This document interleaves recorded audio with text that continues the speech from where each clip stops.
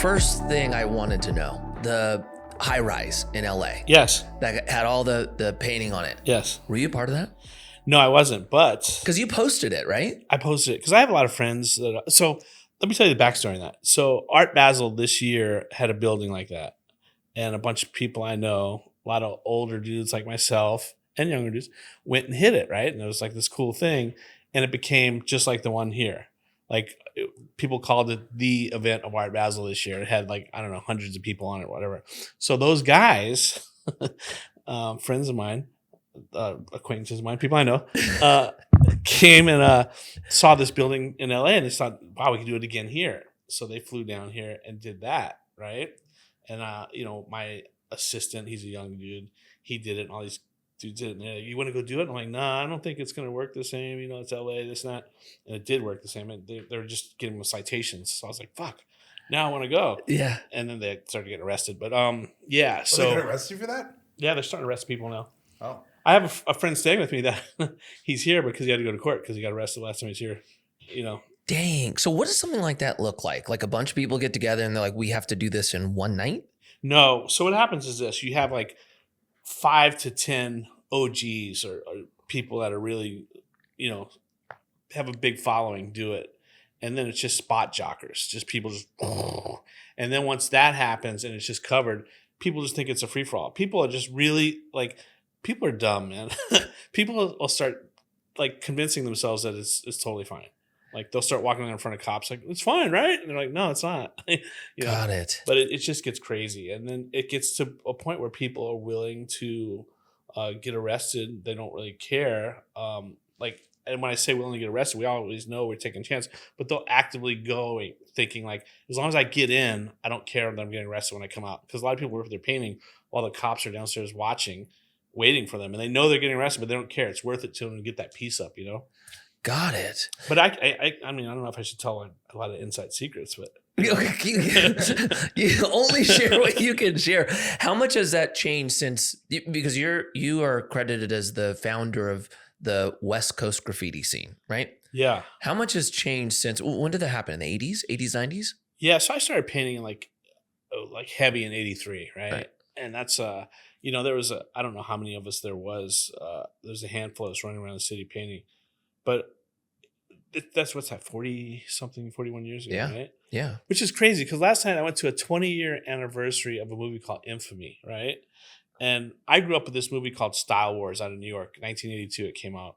And that was like our holy grail, our Bible, our everything. Like these guys were legends and we watched this movie and we just wanted to grow up and be those guys.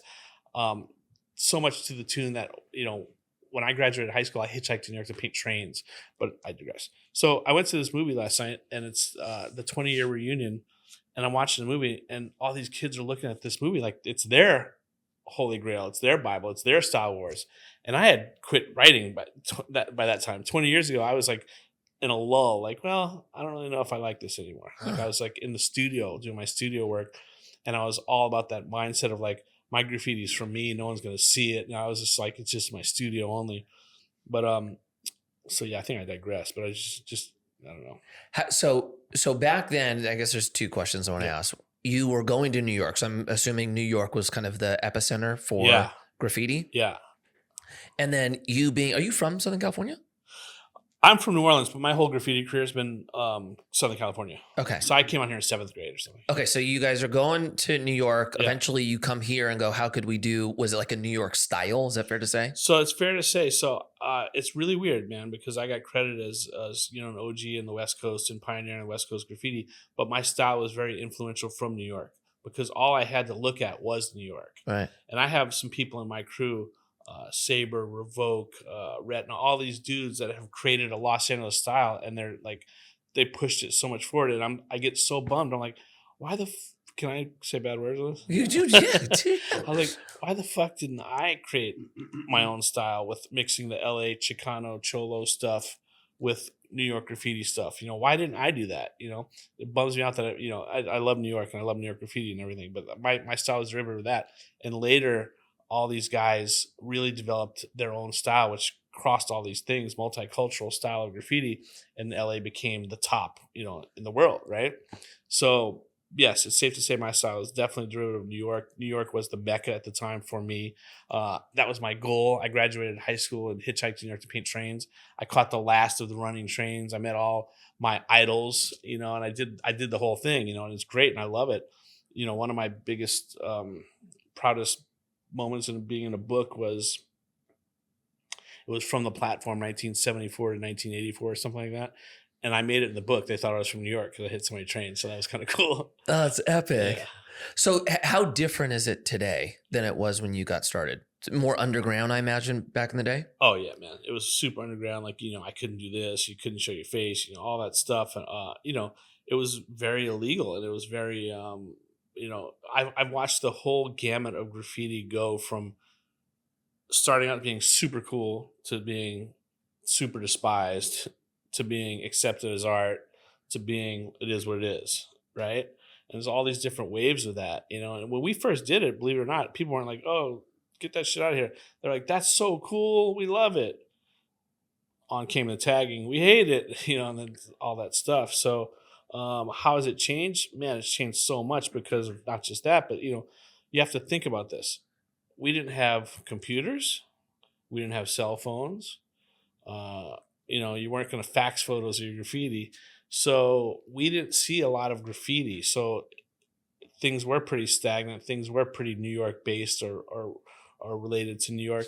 And, we had pen pals. We'd write letters. So by the time we saw someone's graffiti in London or San Francisco or somewhere, it's 2 months, 3 months old or whatever it was. Right. So it wasn't progressing as quickly as it is now. Now the level of graffiti is to a level that's just phenomenal. Like what these people can do with cans is crazy. And there was once a time where I could do anything I saw, I could do it. Like it might not be my style, so I wouldn't do it, but I could do it. Now I actually look at stuff and I'm like, how the fuck did he do that? Like that, what the fuck, it's mind blowing. So I would say the level of expertise is crazier than it's ever been. But I'd also say that the level of fucking dumbasses is Yeah. level because people just see it. You got a lot of paper tigers on the keyboards like talking shit, and they don't know the history or they don't know who did that or why someone did that and all that stuff. It's like an unwritten code.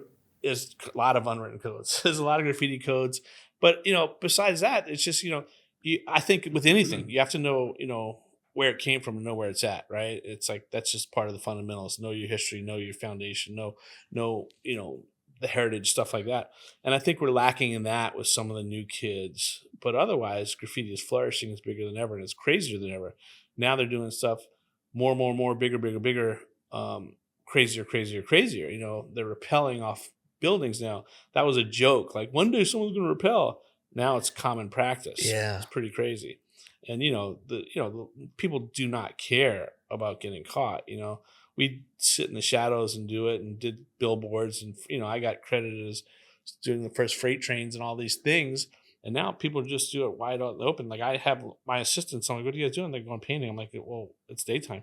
I'm like, yeah. So they're bringing a barbecue pit and a radio and they're going to go paint. I'm like, you guys are nuts. And they send me photos. Like, I think it's funny, like with cops driving by all the time. I'm like, yeah, but I know my luck. The first time I do it, I'd get arrested. So what is that more, they think that the cops, or that maybe the cops don't. The cops just don't do what they used to do. Because I remember and this is small time because I was in high school, but like my friends that were like either into graffiti or like some into tagging, they'd have their book, right? And in their book, they'd have the photos of all of them.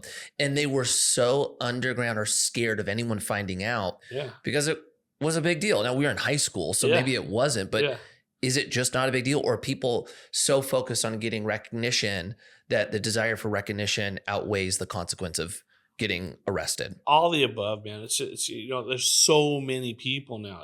I'm talking, we started 10 people. Now there's millions of people.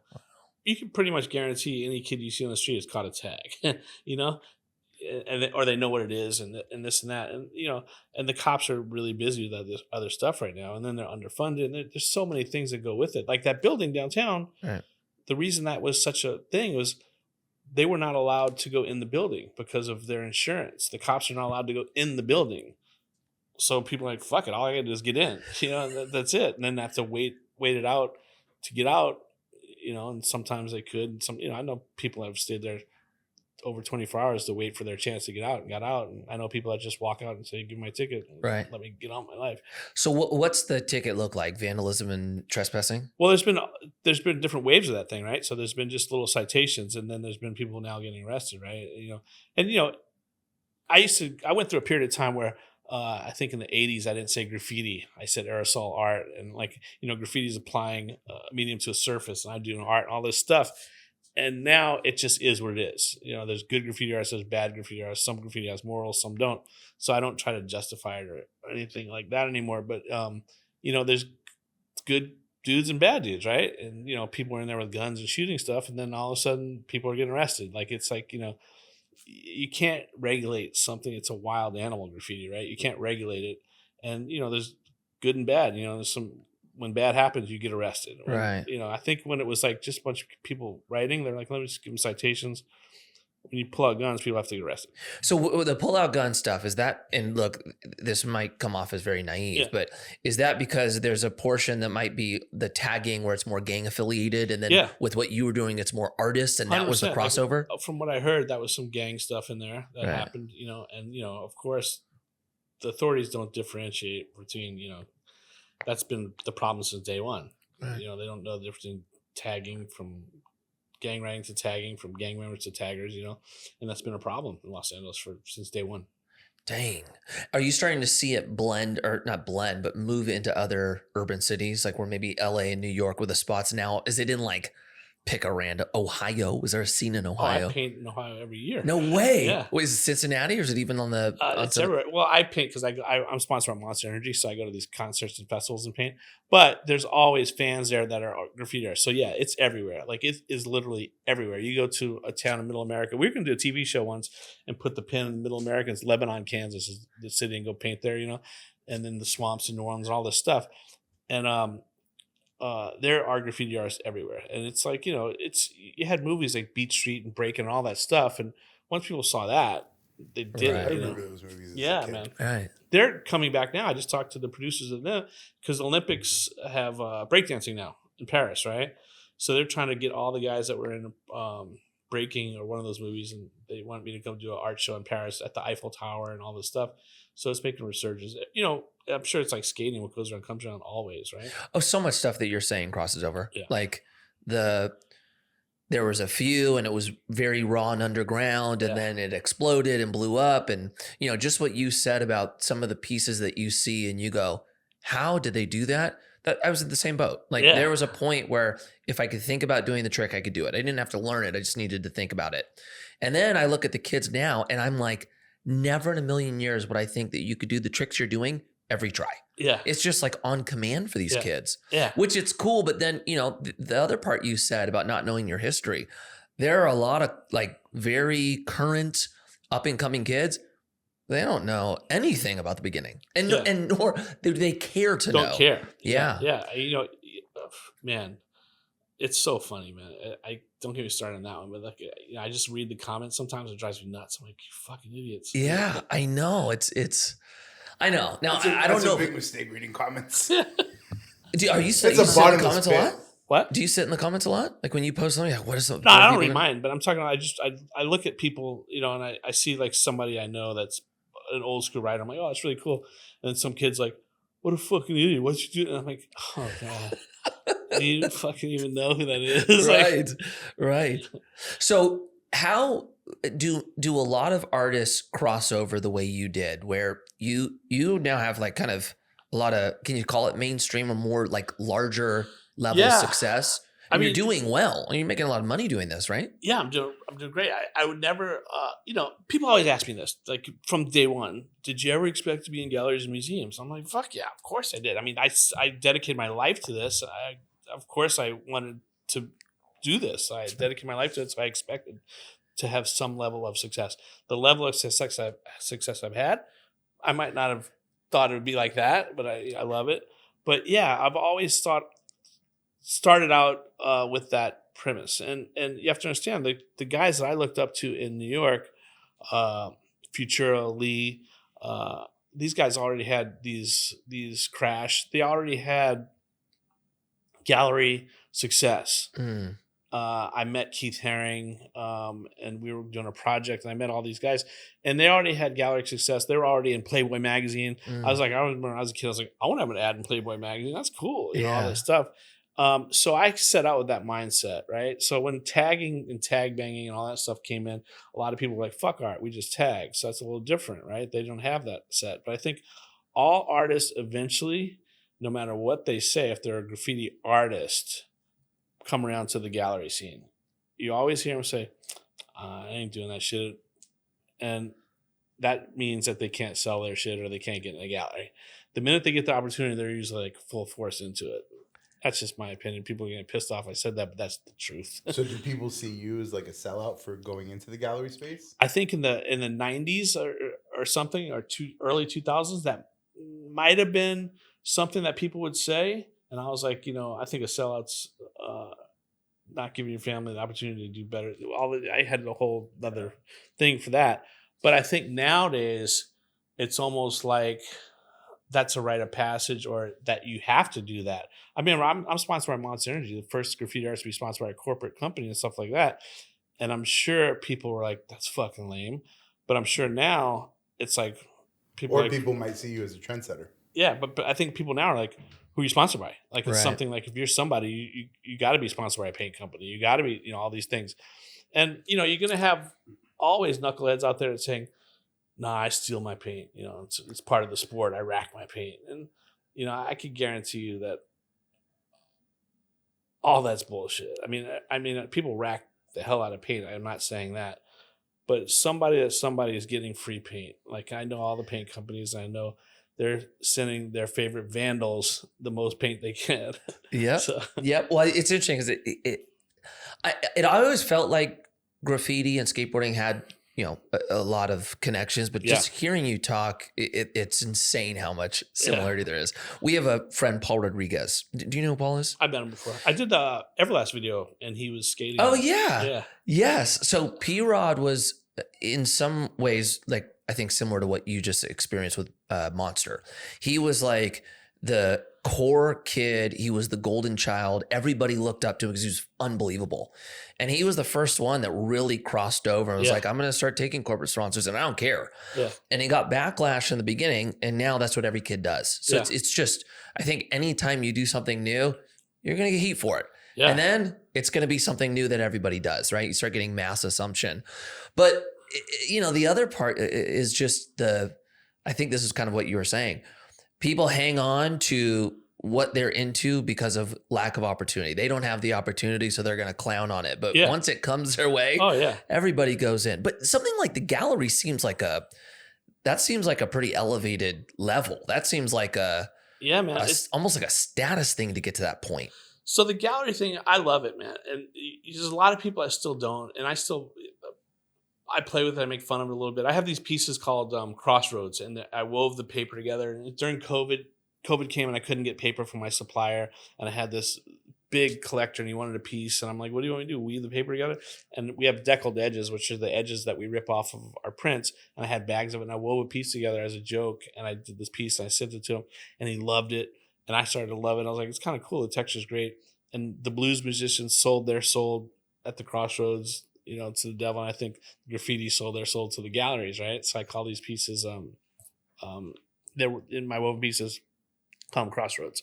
But back to the question, the galleries, a lot of people think that you shouldn't be in galleries, graffiti shouldn't be in galleries because graffiti shouldn't have boundaries.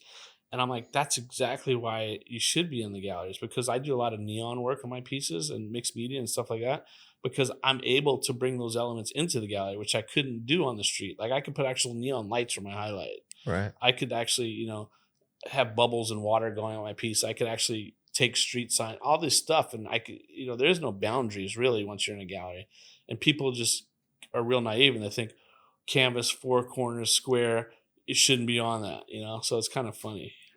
So tell me about, I just found this out today about Italy and getting knighted and invited to Michelangelo's studio. Yeah. Well, how did that come about? So that was wild. So that's one thing. If you ask me, it's super wild. If that was one thing, if you asked me if you ever thought that would happen, fuck no. Yeah. Never in a million years. So Prince Medici came to my house. He wanted to buy some art. He's a big art aficionado, and he came in the house and he hung out at the studio next to the Puentes, and he saw skateboards. He came out here. Yeah, came out here. Legit. And he went to buy his piece and wanted spending the day with me. I was building a motorcycle or something. He looked at the motorcycle. I build motorcycles. And he saw the skateboard. I paint skateboards and all this stuff. And we became friends. And the more he got to know me and stuff, he started calling me and telling me, you have the plight of a knight, or something like that. I'm like, I don't get it.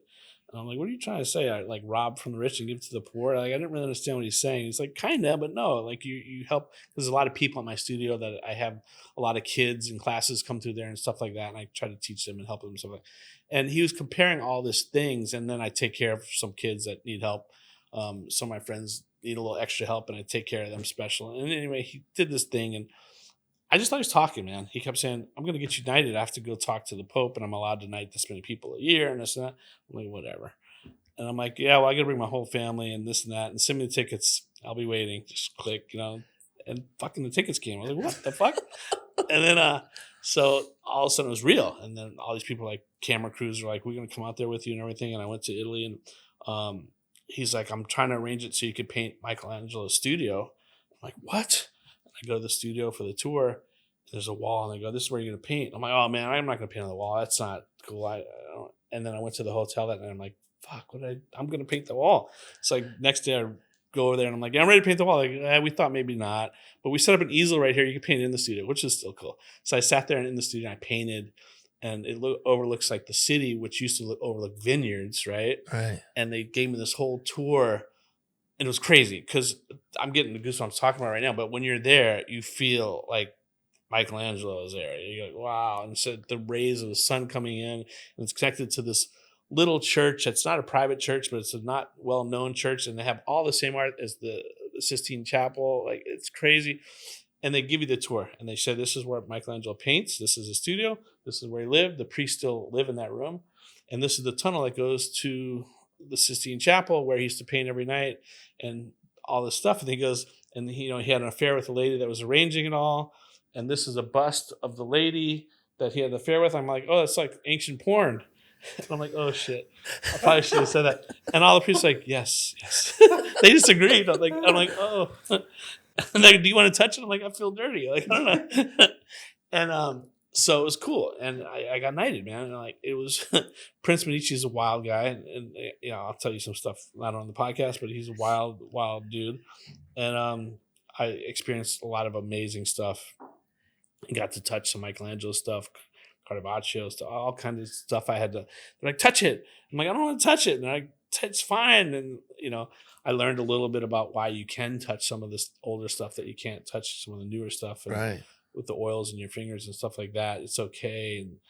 And stuff that's like 100 years old because of certain things. Like, I was at the museum, the Getty, and they did a book, and it was a book that they're going to put in the archives, and they wanted to get, I think, 100 artists to draw on this book, and it goes into the archives, and it's going to be a piece of history and all this stuff.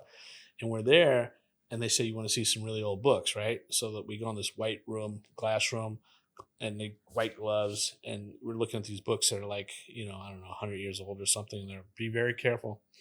And as we talk, they bring in books that are hundreds of years old on like leather, and the paper's like thick and stuff like that.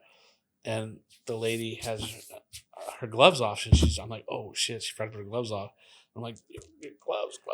She goes, no, these are okay because the oil on her finger is actually good for this. Huh. So basically, the older stuff is made to be indestructible, and the newer stuff is shit, Right. Yeah. You think that's still the case today? Yeah, exactly. With food. Yeah. Crazy. Yeah. So wait, this, I mean, maybe doesn't pertain to art, but I think it does just for a design standpoint. It seems like the quality and even the time spent to design cool stuff today, maybe more on the commercial level, but you think of like airplanes and the way airplanes looked in the 80s versus today, or cars. First off, do you agree it feels like the caliber and aesthetic has just downgraded significantly? Yeah. And then 100%. my second question is, what happened? Yeah. So, it's so weird because like on one hand, we look at the Jetsons, right? And that stuff was like so crazy, and now we have all that. There's a camera at your door with the thing. There's a cell phone. There's all this stuff. They're delivering groceries. Like all that stuff happened. But the craftsmanship of the old school is gone, right? So even us as graffiti artists, right? We're the craftsmen of the art, and then street art is the work smarter, not harder generation, and they just put up wheat paste and all this stuff, and there's not putting all that extra tidbits and flares in there, right? And I think it's the same with like, corporate society building something like the old cars. Like the craftsmanship was like, technology now might be far surpassed on these cars, but you don't see that craftsmanship going in there. Like you don't see them banging lead. It's just like when they went from lead to Bondo. The metal got disappeared. And then it goes to plastic and all these things. So I just think that AI, like it's before AI. It's just how can they get it cheaper, faster, quicker, and you lose a lot of detail. And I think, that's just the way it kind of went with that. You think there'll be a snapback with AI? You think the productivity is going to be so great that you'll be able to put more time into something, maybe not time, more detail into something without having to sacrifice the time? I don't know, man. AI is such a crazy thing because, there's so many good aspects of it and then there's so many bad aspects of it. But I think that, no matter what, like, my artwork is mixed media, right? So I don't really have to worry about AI. Right. AI can't paint my paintings. For artists that paint, it might be a problem. Right. But I think that, because I am old school and I'm a craftsman, I still weld and build my panels that I paint on. I'm okay. But yeah, I think that with people that just paint, it might be an issue, man. Like you're gonna have to get another COA now. Right? You have one that says the artist did it and it's original, and then they have to one that say AI didn't do it. Like I don't know. Right. So did you ever get into the NFT space or any of the digital art? I did. I tried. Right. I got in a little late. I did it with the creators of South Park. We developed this whole thing, and it was a really cool experience because I got to meet those guys, and those guys are amazing. But what happened was the reason Frank, he's like the producer of South Park, was really involved with this was because he was going to make it where anyone could buy real time. Like you could just buy with PayPal, whatever. You didn't have to go to the whole. I'm really not. I never bought an to NFT. I don't even know how you buy them. You didn't have to go to the whole thing of waiting for your wallet and all this stuff. And I'm going to say this all wrong, but people know what I'm talking about. And what happened was the day of the launch, Wells Fargo pulled out and they didn't want anything to do with it. And he was pissed. So he just decided to scrap the deal. And it was like he put in millions and he just said, he's got a lot of money. And he said, I don't care. I don't want to do this. This is not why I did it, and pulled this plug. So we didn't do it. And then I wound up launching another one later, and I did all right with it and everything, but it's just hard for me to get my head around that thing, Right. And I've done okay with it, but yeah, I don't know. It's weird. How is it perceived in the art community? Again, people like it's like at the gallery conversation. People like fuck that until they can. Oh, I can make how much? Oh, well, and people that do it and successful, like, oh, it's really cool. People that do it and are not successful, it's stupid. Right. It's the same with anything. So as far as you have the studio and the gallery. How do you look at, I don't know if there's a separation, but I think there is, the creative side and you basically, making pieces that you feel maybe represent the idea or the thought, and then the business side of it. Like, do you have help running the business side? And does revenue and income and the stress of that come into your art pieces? So I made a conscious decision probably in 2006 or 7. My daughter was turning 1, and I was traveling out with Third Rail Clothing. I did Third Rail Clothing. I was traveling, the majority of the year. And I decided I wanted to be a stay-home dad with her, and I was going to just do art full time. And I sold my shares of Third Rail for pennies on the dollar just to get out. But I had a couple $1 million or something, basically in a box, like cash kind of money. And I was like, yeah. And then recession hit, and I had some properties and all this stuff, and I lost everything, man. Oh, I didn't know that. And I was like, whoa. it went quick. I thought this was going to last me whatever, because I was like, I'm going to be an artist. I'm just going to sell some canvases. You have to understand, I won the world championship of graffiti and stuff. So I was selling canvases for 10 grand. And I didn't even know what I was doing. I was like, how much for that? 10 grand. How much for that? 10 grand. How much for that? They're like, well, they're the same size. I'm like, they're different sizes. I'm like, 10 grand. Like, because people that had to have my stuff would come pay whatever, and I'd sell a canvas this big for 10 grand, or I'd sell a canvas that big for 10 grand. I just didn't know about the art world, and I was doing that. So then I said, I'm just going to be an artist. I'll sell canvases. And in my mind, every canvas is 10 grand. So I did a show with Roger Gaspin, who does Beyond the Streets now. And I remember I was doing graffiti for 26 years at the time. And I did a show called 26 letters of the alphabet. And I did all these canvases. And he said, how much? I'm like, I don't know, 16 grand. He goes, why? I'm like, because I sell stuff for 10 grand. Now I'm a real artist. He's like, let's do 4. I'm like, you're nuts. 4, fuck that. And then we did it for 4, and I sold like 2. Like Brad Pitt and somebody else bought one. I was like, whoa. When you try to sell art, it's a little different. When you don't want to sell art, it's easy, whatever. But so the art world was a very interesting thing to me. I had to really like start over. And what I did was I made a conscious decision right there that anything I did had to relate to art. So I got rid of all my side businesses or hustles. I had a vinyl window company. I had some property. I had all these things that were keep me distracted. I got rid of everything and lost everything, all these things. And I just focused on art, and anything I did had to do with art. So if someone came to me with something, it had to relate to my art. So then with that, back to the question is, so now I had to separate commercial stuff from gallery stuff.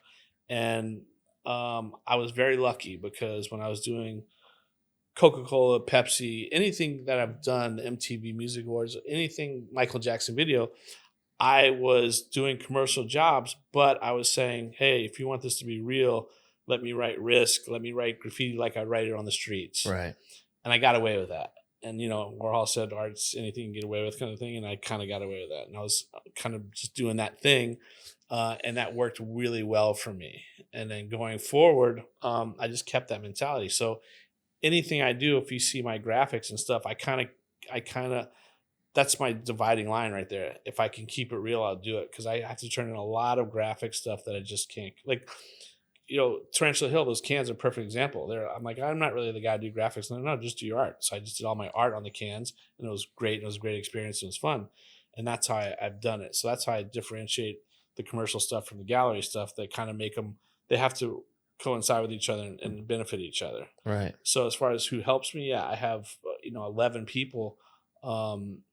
It's got to a level where we need one person is driving all day, one person building panels all day, one person building crates all day, all this stuff.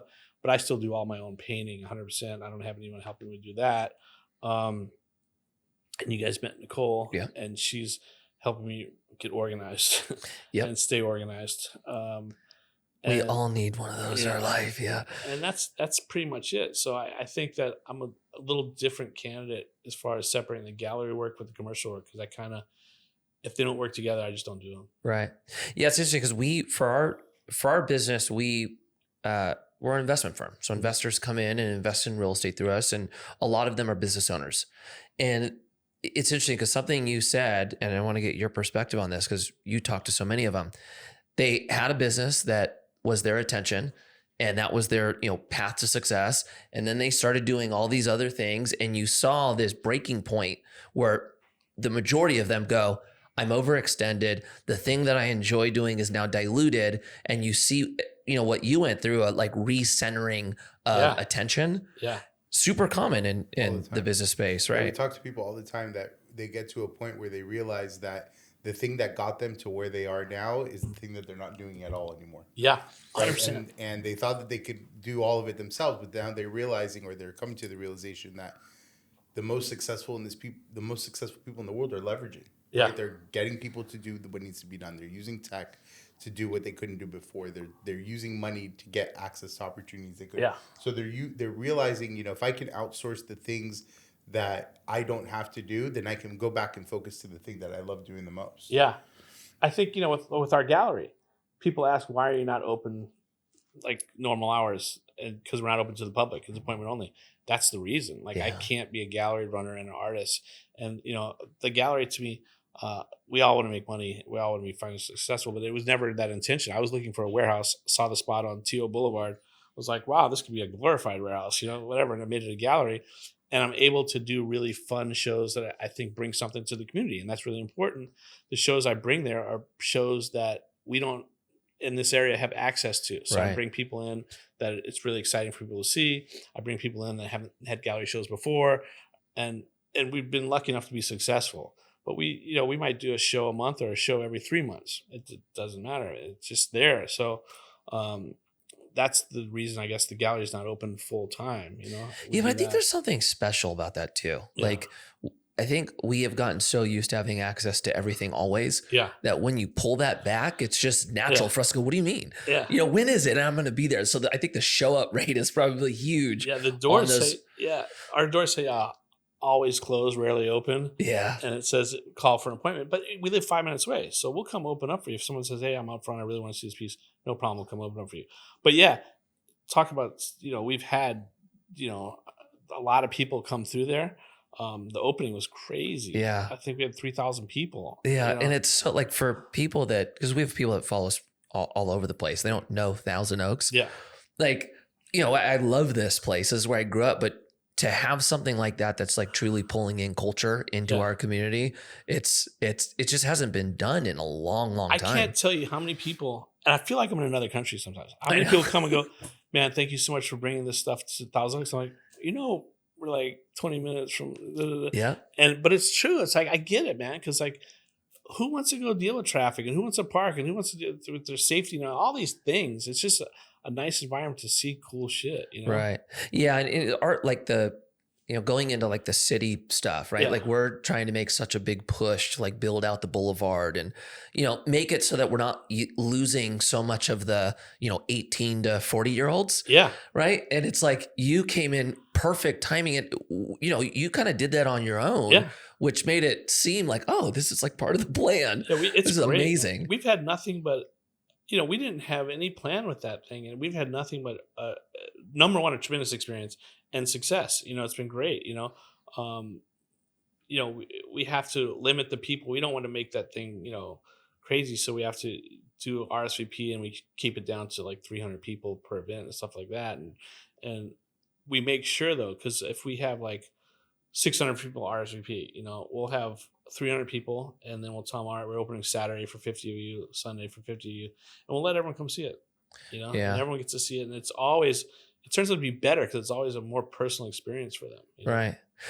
This may be a stupid question, but I'm curious.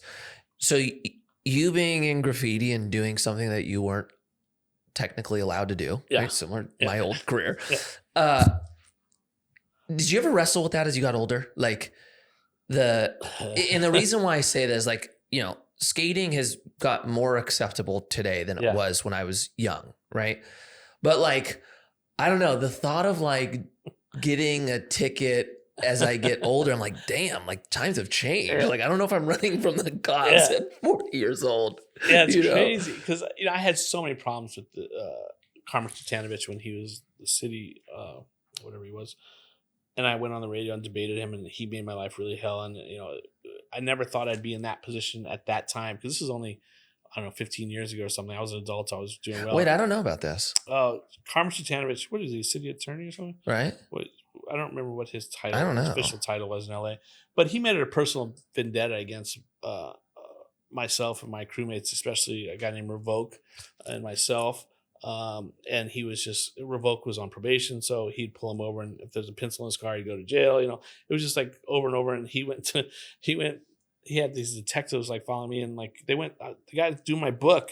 They went in there and he goes, what are you doing? The guy goes, I'm working on his book. And they're like, he's a criminal. He's this, he's that. And they're harassing him. And I was doing a Osiris commercial skating.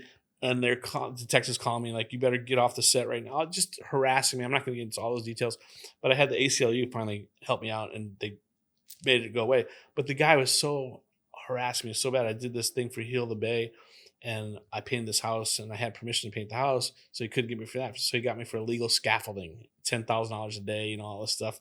And it was just over and over and over. And it was a negative experience for me because I was always one that worked with the city officials, and I have friends that were cops and stuff like that. And I was like, this guy's such a dick that I was starting to be that person that, fuck authority and fuck the city. And I'm not that person. And it was just this one person. So I could kind of see how a lot of people get in that rut. And they're like, you just, all cops are bastards, that whole movement, all that shit. You get in that rut. I could see it because I wasn't that person. But yeah, so I think back to the whole thing, there's good people and bad people, Right. whether it be a cop or a fucking graffiti artist. It is what it is. But as far as how do I handle it now, it's kind of funny because you have to, I own property and I own things and this and that. And, I had my own code, man. I didn't write on churches or living things I had my stuff that I did and didn't do. And, I remember I got the brand new box truck and I took it to Miami and I park it at the fair and unloading all the art. And I go and I come back and they're spray painting. I'm like, motherfuckers. And I had to be like, should I kill him or did I just laugh? And I was like, all right. And then I got the gallery and people catch tags. I'm like, come on, man. But it's it's part of it. You just got to deal with it. But my daughters, I did the Mocha show. I did the Mocha Museum. I don't know how many years ago. It's the first major museum I did. And I pushed my daughter in a stroller. And we're in Chinatown or Little Tokyo down there. And she had a crane or something. And I'm talking and she leans out the stroller and she's writing on the wall. And I remember looking at her, don't do that now, no. And I'm like, wait a minute, what's going on? Everything just hit me full circle, and I'm like, it's crazy because, I being a graffiti artist, I guess I'm a little more open-minded to it. But yeah, you get mad, you get frustrated, you get all these things, I have all, and also I laugh to it because it's funny. But yeah, you think about things a lot different. Yeah. I've been shot and stabbed and all these things in my graffiti career, right? And I never thought twice about it because I would die for graffiti. And I think that when you get older, it's not that you change, when you have daughters, Right. you might not die for graffiti anymore, Right. I know so that. Yeah. I changed my life because I was scared of nothing or nobody. And that was just how I had to be out there. So when I have daughters, maybe I shouldn't be out there. Right. So that's, I still do what I do, get my little bits and pieces in, not around here or Los Angeles, but when I travel, I get my little bits and pieces in and keep that little adrenaline that I need. But yeah, man, I think that, you definitely look at things different when you grow up. And I don't think it's just about a moral thing about right and wrong. I think it's about what you have to live for, Right. and what you have and your responsibilities to certain people, Yeah, 100%. Well, I think there's this element when we're young, we feel invincible, right? As you get older and you start getting, things that you're responsible for, it puts a higher value on just life in general. Yeah. It's funny so we build apartment buildings, right? And I posted an apartment that is just a rendering, and out front of it, there's a 6 stair with a ledge that goes off. And dude, I had a ton of kids in my comments are you going to let me skate there? Yeah. What's the stair count? Right. So I feel you on that. And then it's interesting. We had he's a friend of ours, Sean Malto, on for another show we do. And Sean's 34. He's been pro for 15 years. And he's gnarly skateboarder, right? And he said something while we were talking where he was like, yeah, you know what? Skating rails now, things where I wouldn't even think twice about doing. Now I'll find myself going, dang, what if I get hurt? And how will that affect the things I still want to happen in my life, like have kids, right? And when he said it, I was like, I'm a father. I know exactly what you're talking about. The comments were so mixed on it. Yeah. It was thousands of comments. Oh, yeah. And half of them you're not a skater anymore. Yeah. Right. And the other half were I know exactly what you're talking about because when you hit a certain age, those things come into play. Yeah. And I get it. For the young kids, I'm I totally understand. I was in your position where, I heard Jason Lee on, I can't even remember what show he was on, but he was now acting and he had a show. Yeah. And the interviewer wanted to ask him about skateboarding. And he was like, hey, I don't want to talk about skateboarding. I want to talk about my acting career. Yeah. And I remember hearing that and going, I don't mess with Jason Lee. Screw that guy. He's not a real skater.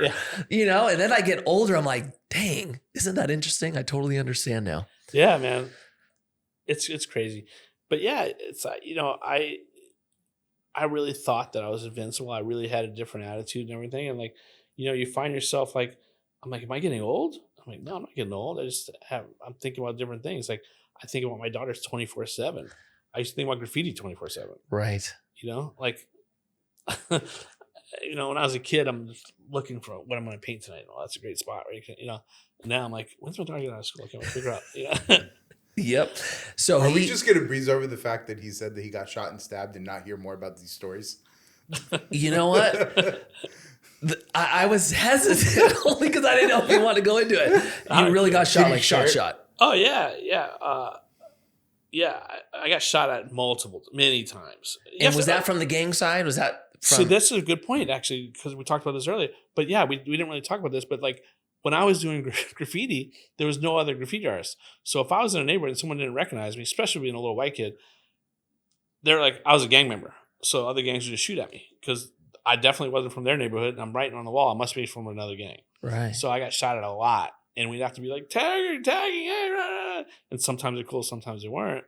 But I have so many of those stories that we won't go into when I have time. But as far as getting shot, yeah, I got shot in the Valley, and I was with somebody from New York, and he was going over somebody's graffiti, and they came and they knew who I was, and they said, "Hey, Risk, where's this person?"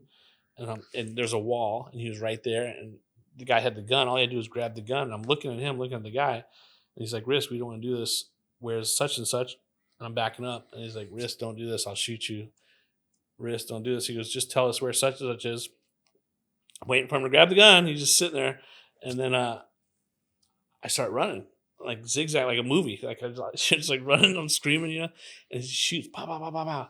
And I remember I got like it seemed like a football field away, and I'm like sitting there, I'm like out of breath, and I'm looking. I'm like, that motherfucker's not trying to shoot me because he started this close. So I'm thinking, I'm like, fuck you.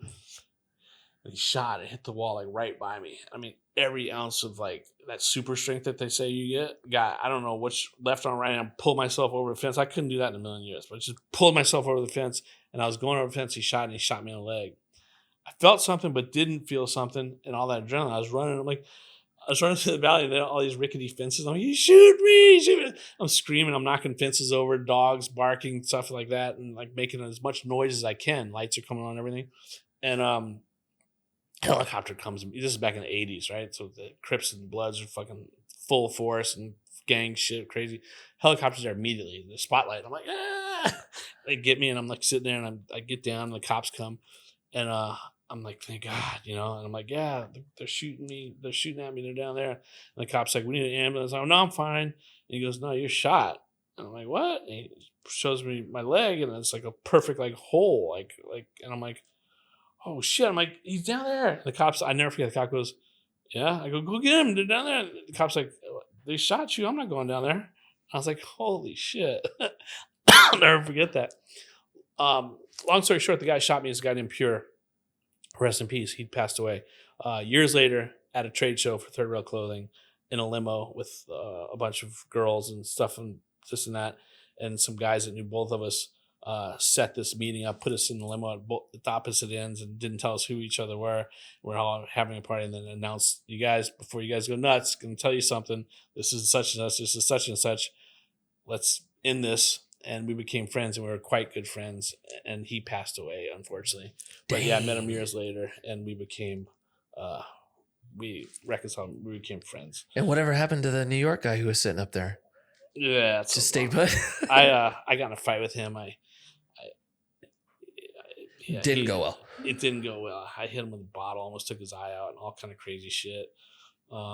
Later, yeah. If one of the girls wanted to follow in your footsteps, yeah. One, I imagine you'd say, go for it. Two, what's like, what do you like? I think about this just as if any of my kids wanted to get into skateboarding, want to get into the industry, because those are two different things, right? Yeah. Like what I would say and like what my advice would be. What would your advice be to them? Yeah. So my daughter, one of them, Stormy, her name's Storm. Stormy comes with me to Miami a lot. She knows a lot of the galleries and stuff like that. And I'm able to do things that a lot of people can't do. And I realize that, like I was in Wynwood, and I could pull up to a wall and kind of start painting and kind of pull it off with the locals and this and that, and kind of get away with it and know how to talk. And even some of the cops that know me, you know. So she's like, let's do a piece. I'm like, let's do it. So we started doing a piece, and you know, the cops come and I push her around the car and we walk away and drop and then walk up and like, who's doing that? What's going on? You know, stuff. And I remember telling her, and she's all excited and she loves it. I remember telling her, it's not always like this. I go, I just want you to know something. Don't think it's like this, and don't think you could do that, because you can't. You know, it's a special situation. Right. Don't think, because I could just see her just grabbing a spray can and going out into a wall and painting. My dad just pulled it off, you know. And so I tell her, like, you know, I had a lot of privileges and this and that, and I don't take them for granted. And I realized how I got there, and you know, that if you really do graffiti, make sure you talk to me, because I was really scared about her doing graffiti. Right. And, you know, don't go certain places and let me take you and all that stuff. So Right. I would tell my kids, I'd caution them about the problems that it could have, and I'd try to guide them through it the best I can, and I'd try to go with them. Right. You know, I wouldn't tell them not to do it. You know, even when I worked with the city, my biggest thing with them was like, I'm not going to tell kids what not to do. I'm only going to tell them what they can do and where it can go if they do this.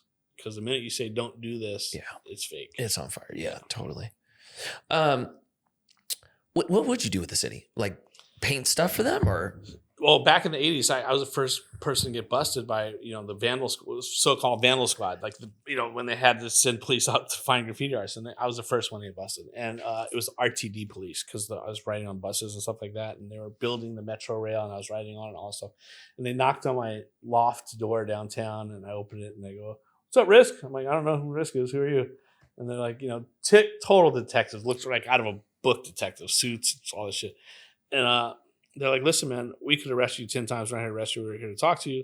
And I'm like, "What are you talking about?" And they took out these photos, and they had all the shit I did, like pictures of me from behind painting and all kind of shit, you know. And I wanted the photos so bad, because, you know, we don't have photos of our stuff. Most of our stuff's gone in the morning, you know. I'm like, "Nah, I just like that stuff. Can I get these photos?" They're like, "Nah." And then, so long story short, they're like, "Listen, man, we're not trying to arrest you. We really like what you're doing. We don't like you doing the legal graffiti. Don't like you writing on buses. Don't like you writing on city property. But we think that rather than arresting you, it'd be better if you could go talk to kids and tell them not to write on stuff." And that's when I said, "Well, I'm not going to do that." So they're going to set up walls outside of malls and all these places, and I was going to paint them and just tell kids, you can get paid for doing this. You could, all this stuff, all the positive things, whatever it was in the 80s, rather than the negative things. And my whole thing was, just as long as I don't have to tell kids don't tag or don't do this, because that's going to be too fake. And I started bringing in other kids, and the whole program went to shit. Like, it was a catastrophe. So I was taking all my friends that were going to get arrested. I was like, "Hey, they're going to arrest you. Come do this before they arrest you." So I was bringing them in, and half of them were convinced and half weren't. So they were like going to meetings and catching tags on the building on the way out. I'm like, "Dude, you just went to the fucking corporate office and you caught a tag on the fucking door." They're like, "They don't know it's me." I'm like, "No, they do know it's you." And I was like, so anyway, these detectives came to me and they're like, "Yeah, they're going to shut the program down." And I'm like, "Cool." And they go, "Just letting you know, man, the new guys aren't going to be as cool as us, and they're probably going to try to arrest you and this and that. So you're clean up till now, but make sure you don't do anything, blah, blah, blah." And I go, "What about those photos?" You know, and they're like, "Yeah." I go, "Let me have the photos. If they get the photos, they're going to arrest me and all this stuff." And the cops, they said something. And long story short, the cops, those guys retired. Like, they said they're retiring and everything. And I talked to the new whatever, who was total dick and trying to arrest me. And he made a comment, something like, "Lucky such and such evidence went missing, because you would be fucking in jail." And I knew exactly those cops took those photos. Like, and I thought that was super cool. They never gave them to me. Dang. But they took all the photos before they retired, and they saved my ass. And then after that, that's when GK got arrested and Chaka got arrested. They all went on. So I would have got all that jail time. So I just barely escaped it. Dang. I got to ask you this. No one's going to know who this person is. My friend group growing up does. Did you ever know a Jeffrey Linderman? We used to call him Lindo.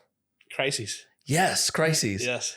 So, dude, now I'll tell the story. So when we were kids, right? Lindo would pop up at the His skate name park. just came up, by the way. That's how I know this, because out of the blue, his name came up with someone else. But there you go. So this guy shows up at the skate park.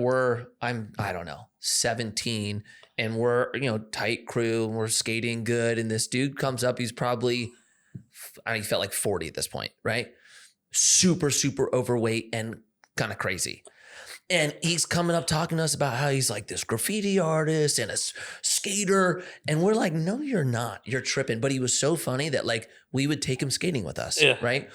And probably a year or 2 years in, he would bring up names like Saber. Yeah. And Who lived out here? Yes. So he would talk about these guys. I was with Saber last night, by the way. What's that? I was with Saber last night, by the way. No way. Yeah. So he'd talk about these guys and we'd be like, there's no way this dude is actually like, was this like graffiti guy or knows these guys. And then something happened where we bumped into Saber and Saber goes, Lindo, what's up? And I remember us looking at him, we were kids, and going, wait, he was really like an artist and a skater? Yeah. And he goes, not only was he an artist and a skater, he was a phenomenal skater. We're like, what the? So I haven't seen him in a decade, but I just, yeah. That's right. Anyway, it is what it is. Hey, where anybody who just is hearing this, it doesn't know how to get a hold of you, how can people find you? At Risk Rock on Instagram. That's the best way. And they can then, DM you. I think I have a website. I have a website, I think riskrock.com. I love that. Absolutely love that. True artist. I love it. Okay. Possibly wristrock.com, But but on the Instagram. gallery is at Compound Contemporary. We will find out from Nicole and put it in the description. Yes. Thank you so much. This Right on. was a Thank you freaking guys. pleasure. Yeah, it's been great. Thank you.